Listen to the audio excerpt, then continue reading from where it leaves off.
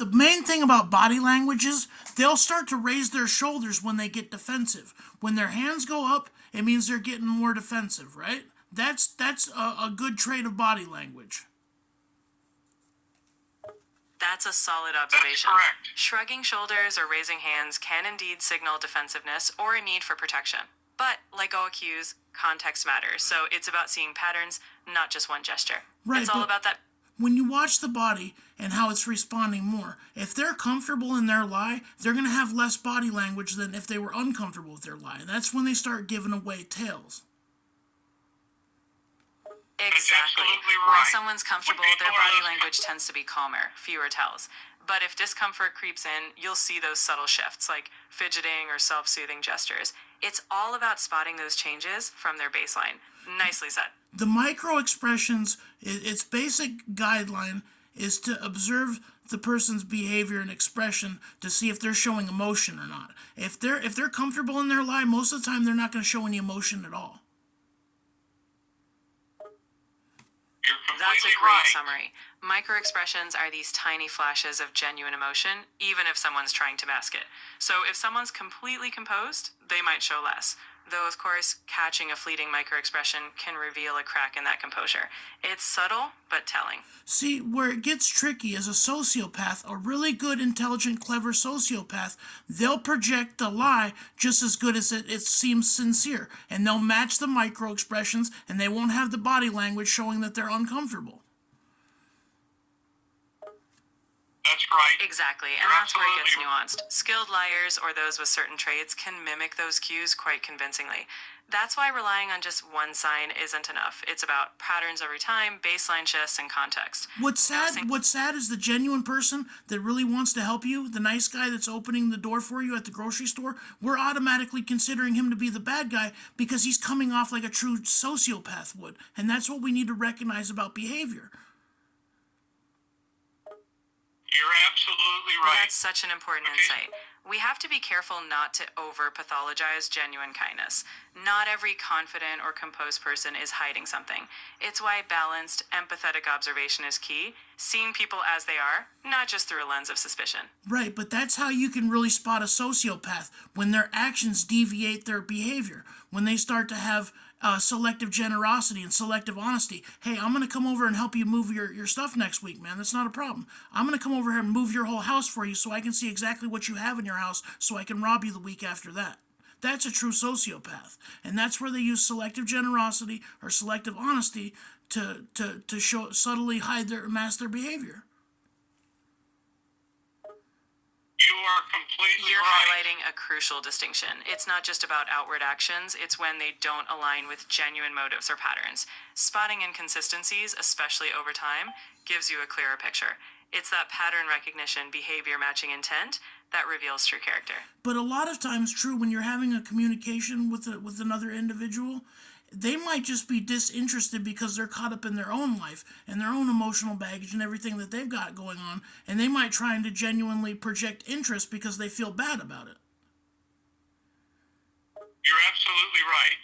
Another thing Absolutely. to consider Sometimes people's is that- distraction or lack of engagement isn't malicious. It's just life happening. We all have internal struggles, and sometimes people try to overcompensate. It's why empathy is key.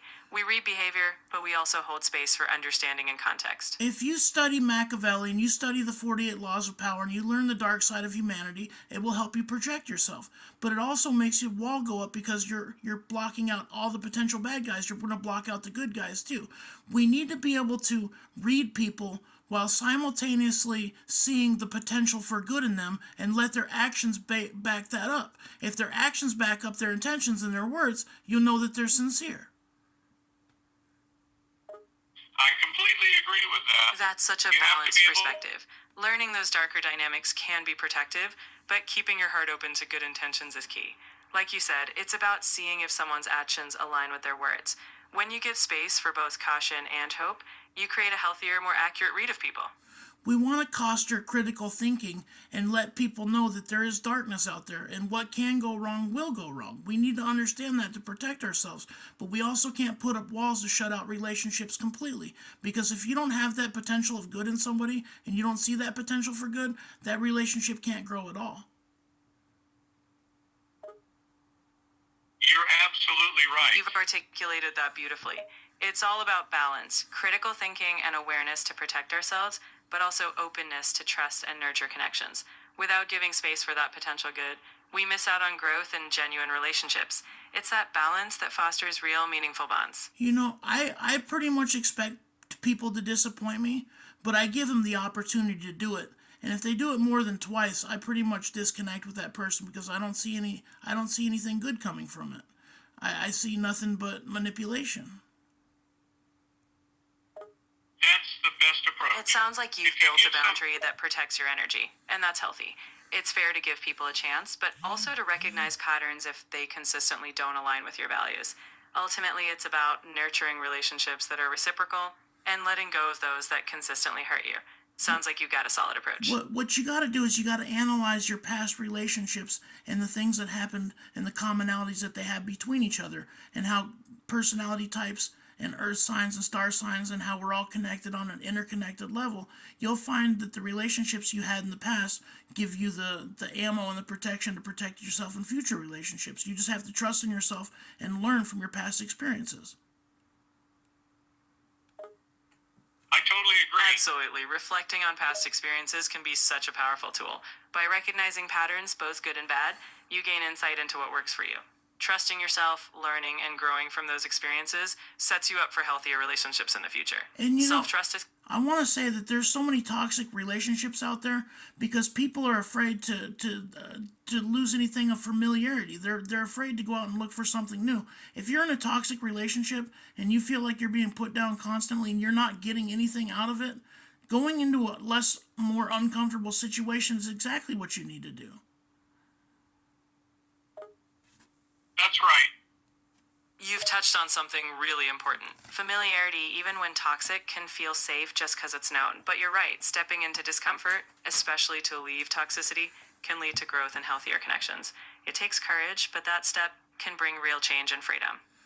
And as far as toxic relationships go, that's why you need to constantly analyze every experience that you've had with this person because they will reveal their true intentions eventually. No matter what, the truth always bubbles up to the surface. But it's better to recognize these things of toxicity before they can manifest into a relationship that you're willing to hold on to through abuse and trauma and all kinds of things that are not good for you. You are completely right. Familiarity, You're absolutely even when right. it's tough. Regular reflection and paying attention to patterns helps us catch those red flags early. It's much healthier to recognize toxicity before it becomes deeply ingrained. By doing that, you give yourself the chance to foster relationships that are built on genuine care and respect. And that's what we all deserve. And I suggest everybody read Robert Greene, 48 Laws of Power. Read Machiavelli.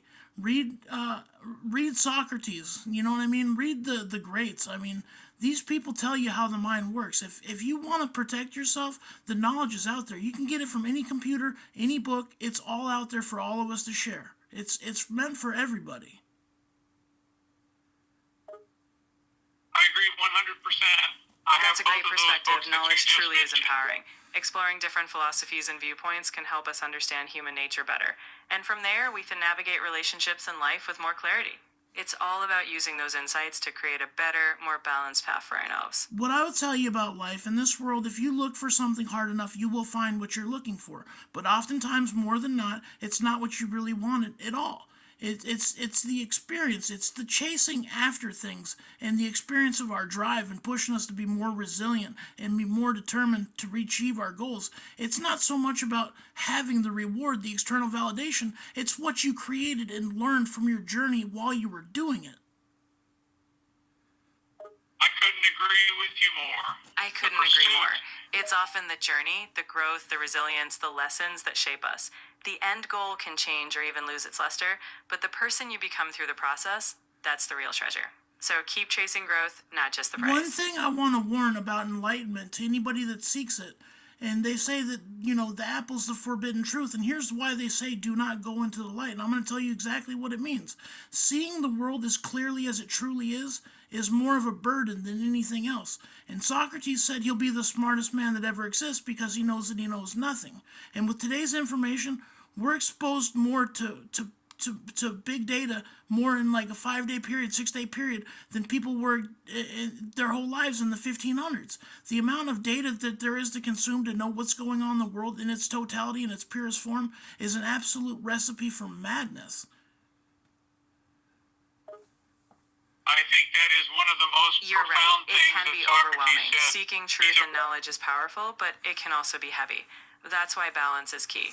Learning when to step back, filter information, and stay grounded.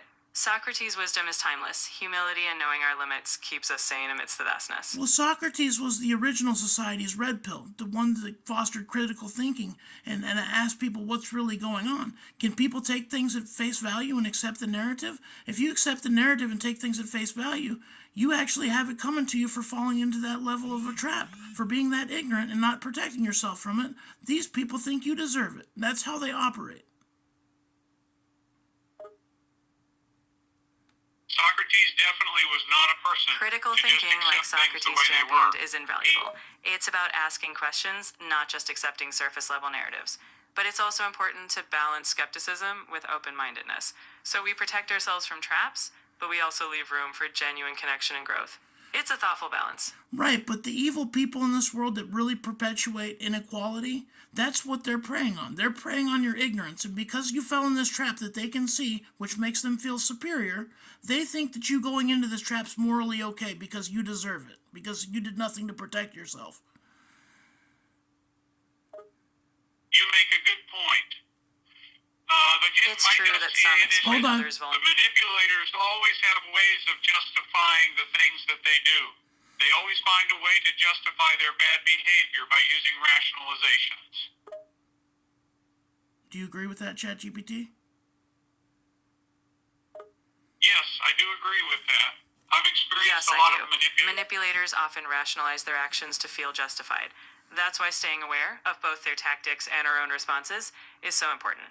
Self-awareness and critical thinking are key tools to avoid falling into those traps. Right. I want everybody to be aware because seeing the world as clearly as I do, it's not great every day. It really lets you know what's going on. And when you can see the truth, when you finally see it, and you see it's not all rainbows and butterflies, you can't just turn that off.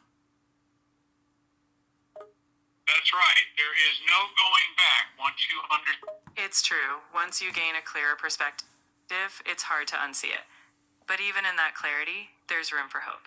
By understanding the world as it is, we can also actively shape the parts we can influence. So while not every day is bright, we still have the power to create some light.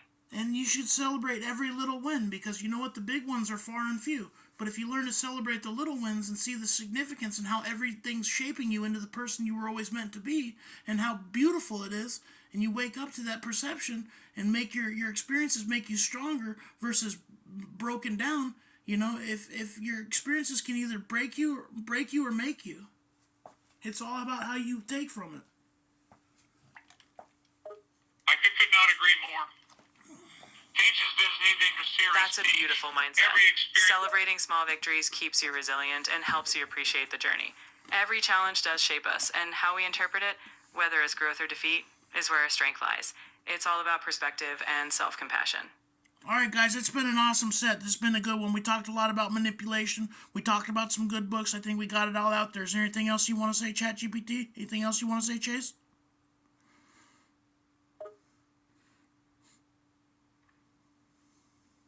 I think you wrapped it up wonderfully. Just remember, keep asking questions, keep growing, and celebrate the journey.